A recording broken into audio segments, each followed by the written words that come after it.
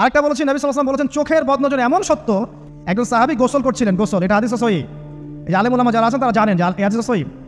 একজন সাহাবী গোসল করছেন, তার গায়ের চামড়াটা খুব সুন্দর ছিল, একদম স্কিনটা অনেক সুন্দর থাকে না এমন কিছু মানুষ। আচ্ছা, এখন আরেকজন সাহাবী এই গোসল দেখছেন দূর থেকে, দেখে বলছেন যে কি চমৎকার তার শরীরের রংটা, যেন কুমারী নারীর মতো, অনেকটা এমন একটা কথা তিনি বলেছিলেন। সাথে সাথে এই সাহাবী অজ্ঞান হয়ে পড়ে গেছে। কোন সাহাবী? যিনি গোসল করছিলেন।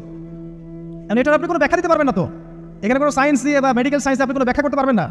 একটা ব্যাখ্যা দিতে পারেন, কিন্তু কেন সেটা হলো সেটা আপনি আনসার খুঁজে পাবেন না। তো নবী সাল্লাল্লাহু আলাইহি ওয়াসাল্লামের কাছে নিয়ে যাওয়া হলো তাকে। তিনি বললেন যে এই ব্যক্তির ব্যাপারে কি কেউ ভালো মন্দ কিছু বলেছিল? তখন একজন সাহাবী বলেন, হ্যাঁ, অমুকে বলেছে এর স্কিনটা অনেক সুন্দর, ওকে ডেকে নিয়ে আসো। ওকে ডেকে আনা হলো। ডেকে আনার পর নবীজি তাকে অনেক শাসালেন, তোমরা তোমাদের ভাইদেরকে কি মেরে ফেলতে চাও?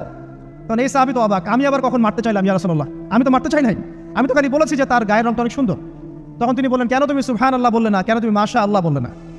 যখন মাশা আল্লাহ বলবেন, সুবহানাল্লাহ বলবেন, নজরটা লাগবে না। আর যখন আপনি মাশা আল্লাহ বলবেন না, সুবহানাল্লাহ বলবেন না, দেখবেন নজর লেগে গেছে।